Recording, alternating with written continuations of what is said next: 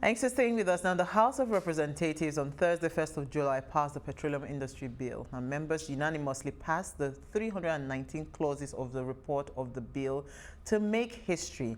Now, the PIB spent about 20 years at the National Assembly, failing to be passed by previous assemblies before the legislature passed it last Thursday.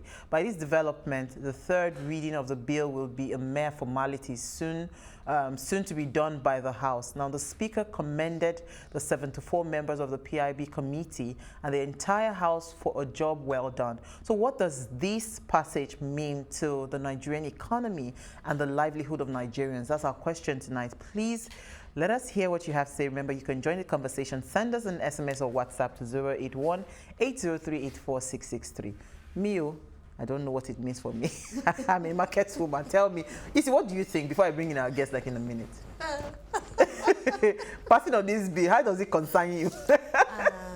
So long as they don't increase fuel price, I'm fine. That's what you're thinking about, Abby? But there's so much more. There's so much more, actually. When I went through some of the 534 pages that was sent to us, I think it has to do a lot with community development, how the federal government actually will empower the minister to work hand in hand with the community and have some sort of authority over the petroleum industry. Okay. Well, so for me, I think it's just to give a bit of the market forces. I mean, just like the way we have telecoms. Yeah. So where market forces would determine the prices, right? If this bill is passed, it gives a lot. So I'm just thinking, how would it play out in terms of those people that have oil wells? Would they start thinking of having their own refineries, or would they think of, continue business as usual, and some people that have molecular refineries that do small pockets of, would they become bigger players in the game? And, how would it also now impact the end product, which is the prices of the fuel? And not only that, I mean, we have so many things. There's bitumen, there are byproducts, lubricants, and all of those things. How would it translate to getting those things cheaper and making sure we can't have bitumen and have potholes? So for me, that's how I want to know the question. I wish we can actually use our refineries, honestly. It's not even me. It's not even so much of our existing refineries. It's just that now that this is happening, it's like below. If you have this telecoms, if you have money, you set up your own company and start to refine your own. So I want to know how it play out. And again, I'm just thinking, is it because of Dangote that they're passing this bill? Because of his refinery? That's conspiracy theory.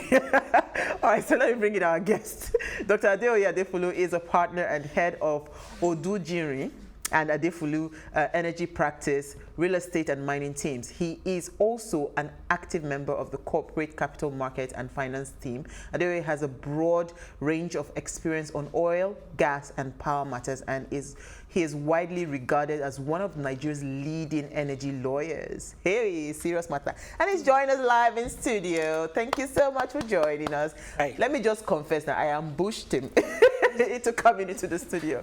Well, thank you so much for honoring our invitation. Thank you. Glad to be here. I'm happy that you're here. So you break it down for us. You heard all our this because we are speaking gibberish right now when it comes to PIB, But you are the oil and gas man, and you also understand the legal side of all of these things. Do we start from the legal, or let me start from what have we lost in the past 20 years that this bill has not been passed? Maybe we should start from there. Okay. So that's an interesting question. I think it's useful to sort of trace back the history and talk about what we wanted to do, what led to this. And the process, as you said, started sort of 21 years ago when I think under President Obasanjo at the time, he was looking to reform the industry and reform the way in which the government acted within the industry. So who's responsible for what, having clarity of the roles of the government agencies within the industry, and making sure that those government agencies knew exactly what they were supposed to do, and someone was held responsible for it. That's sort of the original basis of the PIB, and so he inaugurated this committee. They spent a lot of time working, doing research, studying what was being done in other jurisdictions. This is in 2001, by the way. And then subsequently, under the Yar'Adua government, they submitted their report, and then the Yar'Adua government picked it up, turned it into a bill, and that bill was sort of sent before the National Assembly in 2008. To give context, what was a reform of government institutions then changed to sort of a holistic address of the petroleum industry. Yeah. So whatever is in the petroleum industry, we will fix the institutional issues, we will fix the regulatory issues, we will fix the tax issues. And subsequently, it then became, we've got to fix the host community issues as well. So the bill got a wider remit. Perspective, yeah. And what then happens, obviously, with something that is so wide, is that there are so many stakeholders that you have to address. And the different stakeholders have different interests, they have different agenda, they have different things that they want fixed. Yeah. So if issue A is not fixed, the whole bill then has to be on pause. Has to be on pause. And I think the last sort of, the last House, the last National Assembly, kind of recognized this and then thought, look, let's split this bill into various parts. Let's have 4, maybe 5 bills that address the different aspects of the bill, and we'll try to pass it on a sequential basis. And the National Assembly then passed what was called the Petroleum Industry Governance Bill. And the Governance Bill was the first of, I think, 4 bills that were to come. The Governance Bill dealt with institutional reform, the framework by which the government operated within the oil and gas industry. Unfortunately, our President Buhari refused to assent to this for a variety of reasons. And so he had to go back to the drawing board. Now it's gone back to the drawing board. It's been an initiative led by the executive, and the National Assembly has, they've passed the bill now as a whole. The process now is for it to go through reconciliation or harmonization, where the version of the bill passed by the House and the version of the bill passed by the Senate, they're going to form a committee. That committee will sit together. They'll sit together to discuss the various versions and harmonize them. What I should say, as I understand it, is that the versions are very similar. There are maybe 1 or 2 major issues which need to be addressed. And I'm sure you're going to talk about them, the 3% and the 5% going to the host community. Wait. Let me ask you, because you're almost like I should not be celebrating just yet, Abi. Is that what you're trying to tell me? Because in all this English you have spoken now, what I'm hearing you say to me is that don't celebrate just yet. No, look, so here's my view. Okay. I believe that given the way this government is pushing the Petroleum Industry Bill, given the way the National Assembly works very closely with the executive, my expectation, rightly or wrongly, is that this bill will be passed before the end of the month. Okay.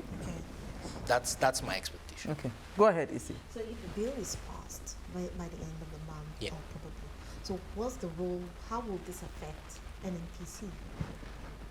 Wow. So these are really big questions. Yes. So let's talk about what an NPC is. I think it's important to give context for everybody. I mean, a lot of people know the Nigerian National. So you're a lawyer. Go ahead. They know the Nigerian National Petroleum Corporation, and it is when I gave the introduction, I talked about government playing different roles within the oil and gas industry. So that's the governing body. So one role is it's the owner of the oil and gas resources. So by virtue of the Constitution, any resource under the ground is owned by the federal government. Yes. So that's one role. So the federal government owns the oil and gas resources. Another role is that this government, even if it didn't own, it makes the policy surrounding oil and gas. So what do we as a nation aspire to with regards to oil and gas? So that policy, it provides the framework for that policy. In addition, it plays a regulatory role. So how should players exploit that's an unfortunate word to use, but that's the word. How should players extract oil and gas resources? What should they do? What kind of equipment should they use? When should they do it? What should they do before extracting the oil and gas? What should they do after extracting oil and gas? So it plays. I've identified the owner role. I've identified the policy role. Regulatory as well. It plays a regulatory role. In addition to that, it plays through the NNPC a commercial role. So the NNPC, in ways, is not dissimilar to any of the Totals, the ExxonMobils, the Shells, the Owandos, the Seplats. It's not different. It's just it's meant to be an oil and gas company playing within the oil and gas industry. Fully backed by the government. But backed by the government. However, I think what we've seen over the years is that there is a creep into perhaps the other roles identified by the government. So they might be involved in some way closely, even though on paper, in the constitution, in the statutes, they don't have this role. But they do play some policy role, and they do play some regulatory roles. And in many ways, they do not see themselves as the peer of the independent marketers, the other oil companies. They see themselves sort of above that. So the purpose of the Petroleum Industry Bill, certainly initially, there are a few differences now, but the purpose of the Petroleum Industry Bill is to make this oil and gas company, this NNPC, into a limited liability company. So what that means, it's going to be a Kama company, just like every other company. Your company. And that means that it will be subject to the rules of the Company and Island Matters Act. That's Kama. It will be subject to those rules, meaning it's got to give audited accounts. It's got to have there's certain board of directors. Every rule that covers the Kama. It will be subject to those rules. And in addition, the bill says, even this bill says, that it should operate on a commercial basis. What that means is that it should take his decisions around what to do, around the oil and gas resources that he wants to find, around the kind of monies that he wants to expend. He should take that decision on a commercial basis. So if this decision is not worth it, if it's not profitable for NNPC, he should not do it. And that's broadly the framework of the Petroleum Industry Bill as it concerns NNPC. Now, if you dig into the detail of the bill, you will see some things deviate a little bit, because I mean, I'm sure when you ask the questions, we'll get to it. But I would say a lot of people have taken a conservative position in relation to how transformative or how much NNPC should transform. If it's meant to be a regular company operating on a level playing field, it means that it shouldn't have any advantages over the others, over a Shell. So if Shell and NNPC, and Shell will not be happy with me for using them as an example. So let me say Company Y, and NNPC go in for a bid. They should be on that bid on a level playing field, and the best person takes the job. It shouldn't matter that NNPC is held 100% by the Nigerian company. Okay, so I was going to say, because you've not answered my initial question. Okay. Right? What have we lost over these 20 years not passing that bill? I want us to just break it in layman's terms, the impact of not passing this bill, right? Is it the prices of what's it called, aviation fuel that eventually translate into high ticket costs for travels? What exactly are the cost implications for this non-passage of this bill? So, forgive me. I went on and on, answering my own question and not answering. No, but I love the scope you have given. So, because a common man is watching now, and most times things like this, they say, consign us. Because they don't understand the impact and how it affects your pocket at the end of the day. So maybe if you help us break it down. So let's go back to this is what happens when you say, I'm going to pass a bill, right?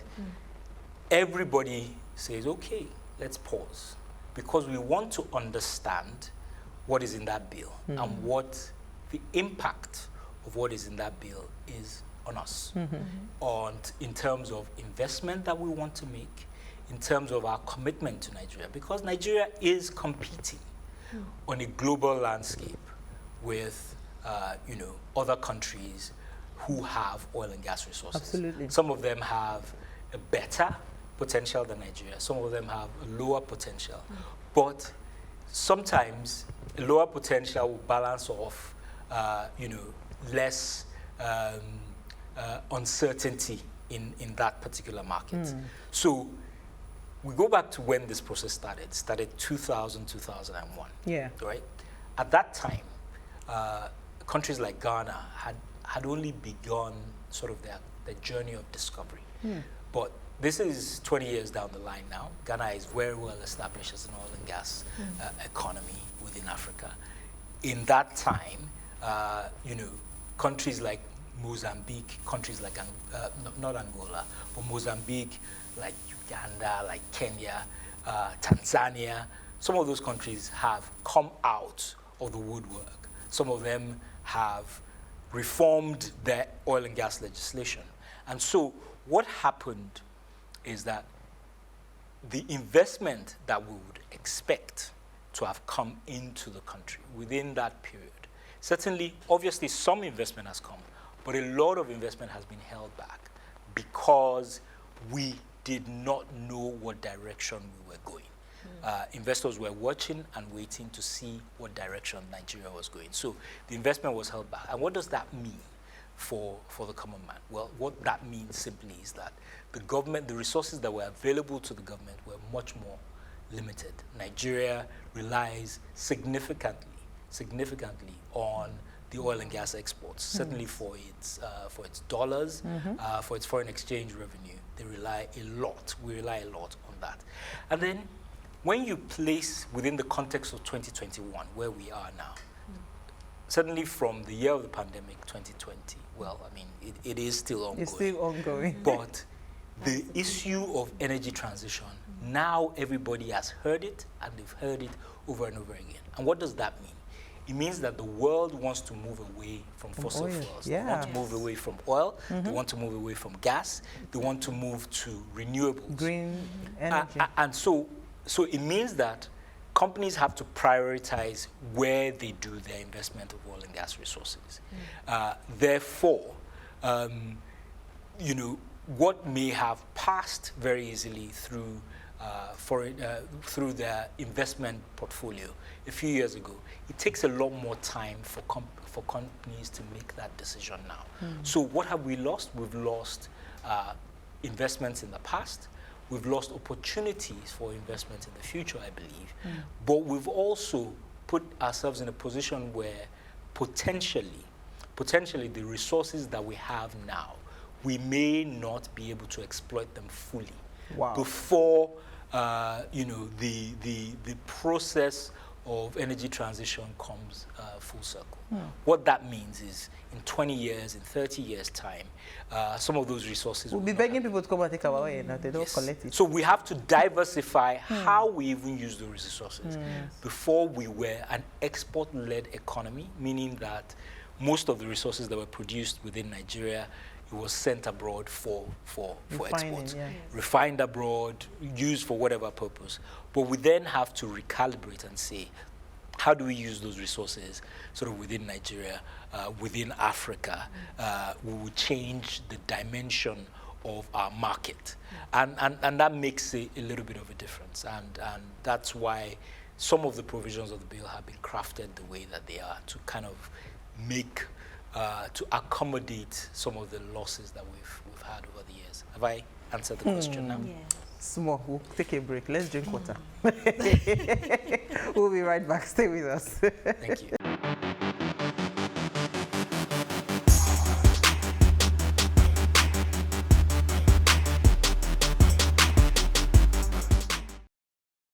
Thanks for staying with us now. If you just tuned in, we are having an amazing chat with Dr. Adeoye Adefulu on the implications of the passage of the Petroleum Industry Bill. Now, please let us hear what you have to say. Remember, you can join this conversation. Send us an SMS or WhatsApp to 081-803-84663. Okay, so Isi wanted to ask a question before I come back to him again. Okay, so my question goes like this.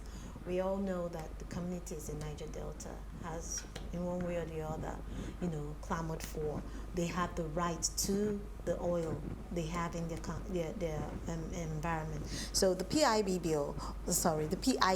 that's the Petroleum Industry Bill, serves the interest of various communities and stakeholders. So especially the communities now. How does this affect the communities? Thank you, Isi, for that question. Look, so again, I think it's important to always put some context behind it. And if you remember, going back to my first point, I said the federal government, under our constitution, owns the petroleum resources in the ground. Now, for quite a while now, the states, not the states themselves, but the communities have agitated that resource, frankly, belongs to them. Theirs, it should be theirs. But on the basis of our constitution, which in many ways is very similar to other constitutions across the world, in many other jurisdictions across the world, you find that it's the sovereign entity, the federal government that owns the resources. Yeah. There are some exceptions. The US is a notable exception where if oil is found in your land, that oil belongs to you. Wow. Yeah. So that's to relocate. That's a notable that's a notable exception. There are also other countries like Argentina, for example, which had only the federal government owning the resources in the ground, but sometime in the 90s, they kind of shared that. And so the federal government and the provinces had interest in it, So there are some exceptions. But the communities have agitated for a level of ownership of the resource. So that's one discussion. And I don't think that has been addressed in this bill. And it's not the job, frankly, of a bill to address what is a constitutional matter. So until the Constitution addresses that, i.e. the issue of ownership, the bill cannot address it. So the bill takes on the position of the Constitution, which is that oil is owned by the federal government. So the question now is, how do we make more resources available to the communities? And there has been a lot of effort over the years to try to do so. So I think at some point there was I think it was 3% or so derivation, and then it went up to 13%, and then they introduced, I think it was the UMPADEC at the time. Yeah, I heard about UMPADEC. Yeah. You heard about UMPADEC. That makes me, because I very much lived within UMPADEC's existence. The fact that you just heard about it, well, that ages me a little bit. But so there was UMPADEC, and then that then evolved to the Niger Delta NDDC Commission. And so there's a little bit of, but in all this, and in addition to NDDC, there's still the Ministry of Niger Delta. So in all this, there's still a question of the community not feeling as if they have... Okay, you know what? You need to hold that thought quickly. We want to go on a very quick break. Stay with us. We'll be right back.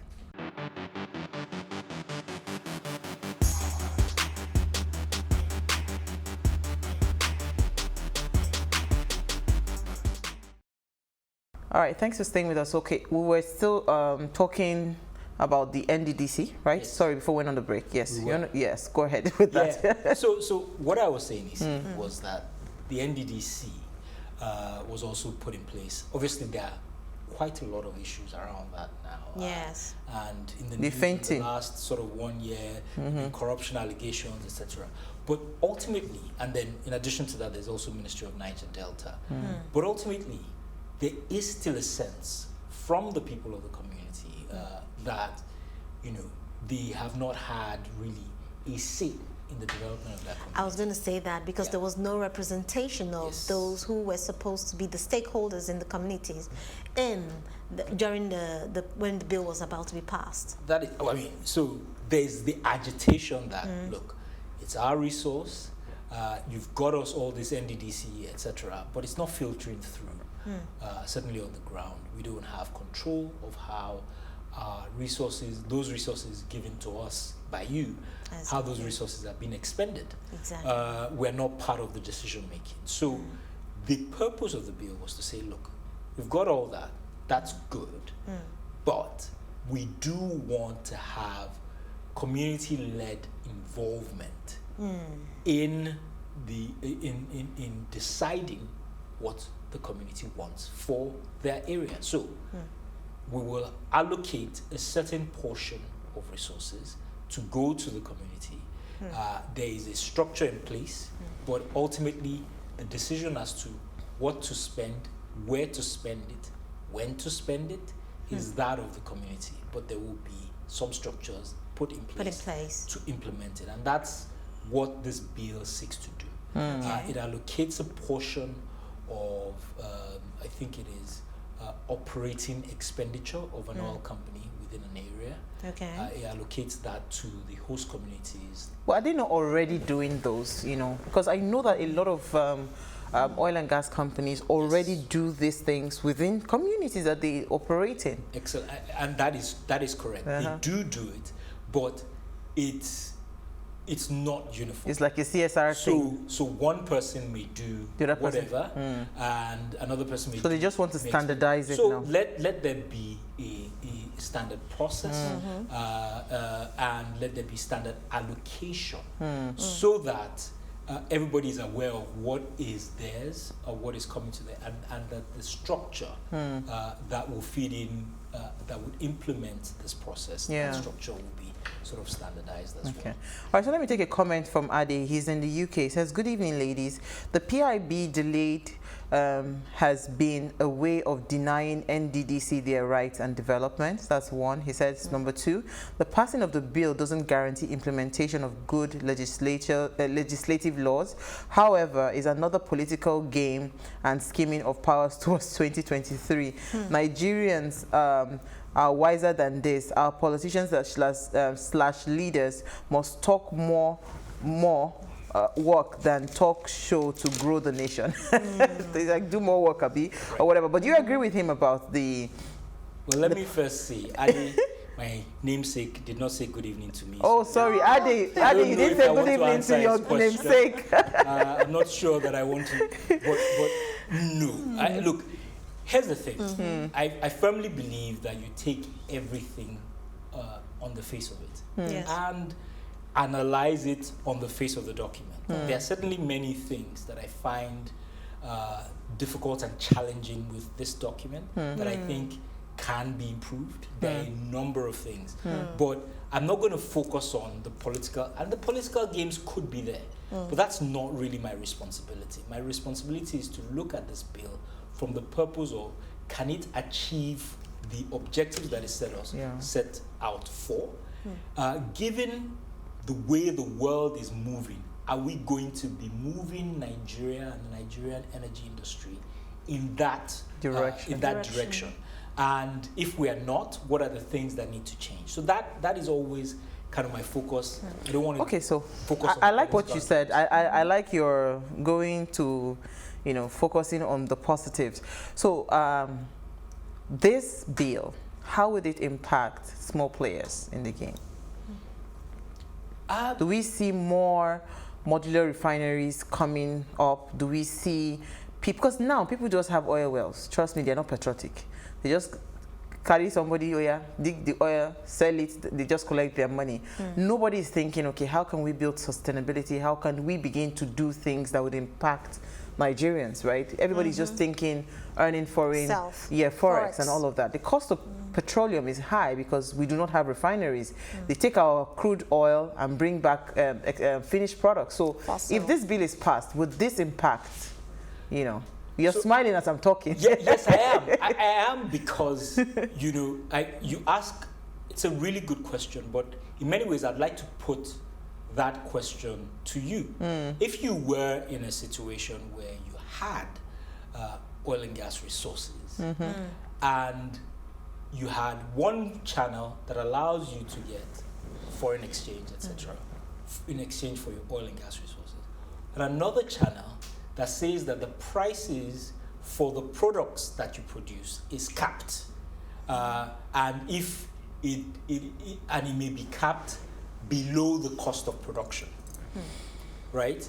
Where would you sell? No, but that's why the bill is there now. Yes. Sure, the passing of the bill would ensure now that they become like telecoms, that the market forces determines the prices. Very good. So I go back to the point. So the point is, it's not really about patriotism. You've got to create an environment that allows something to thrive. Yeah. So as you know, economists always talk about giving incentives, either good incentives or negative incentives. You oil and gas people have been collecting incentives for a very long time. No. I'm sorry. An incentive could be a fine. Okay. A fine is an incentive. It's an incentive. It says that if you do something, I'm going to punish you, or if you don't do something, I'm going to punish you. Okay. So I'm not necessarily. I'm not talking about tax breaks. I'm not looking. People have been getting too many things. But no, please, I'm not. And frankly, I'm not, because if I was, I would look a lot different to this.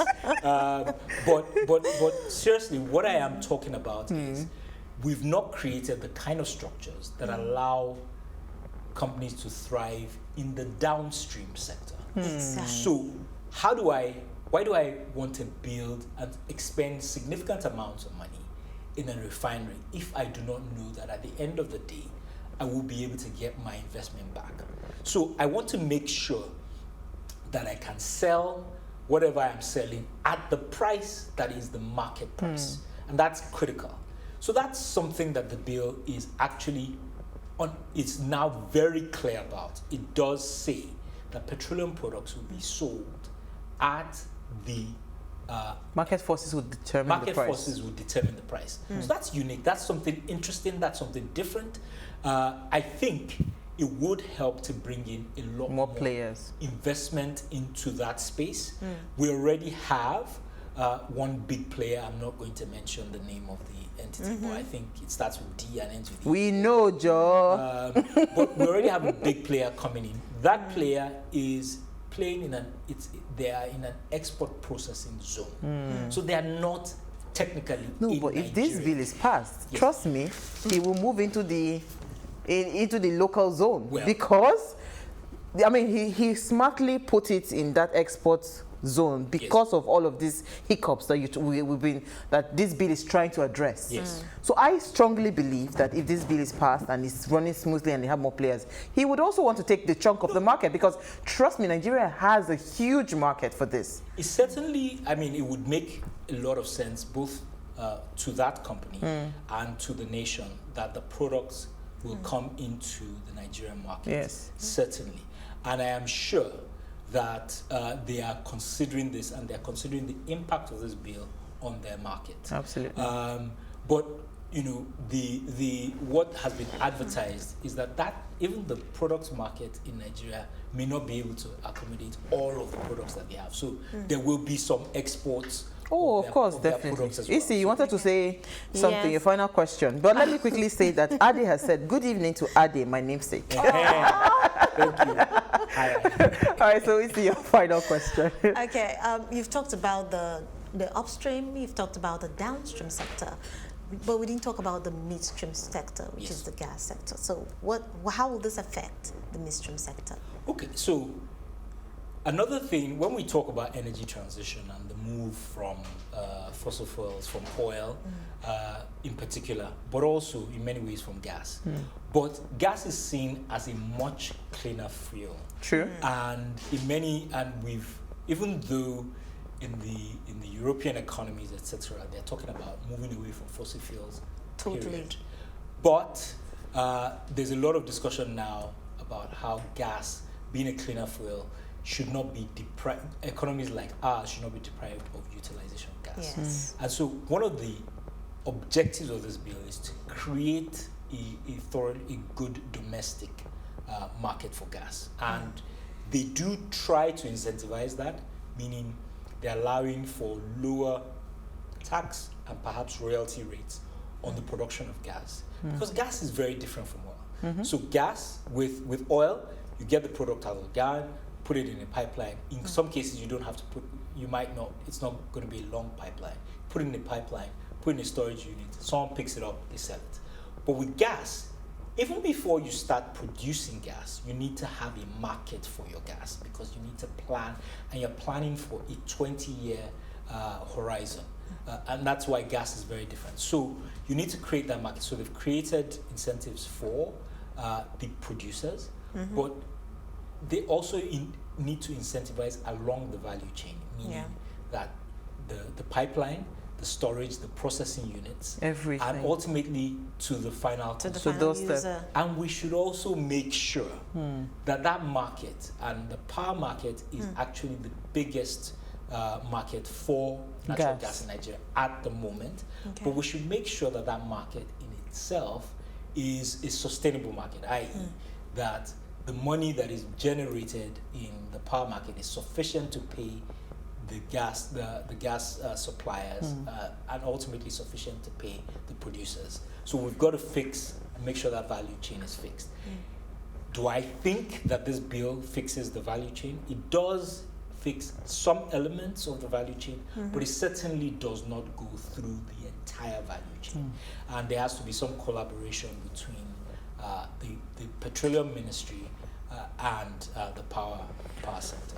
Okay, so because we have like 2 minutes left, I was going to say to you that, when you were talking about gas, it just occurred to me that there's this misconception that people think that kerosene is for the poor man.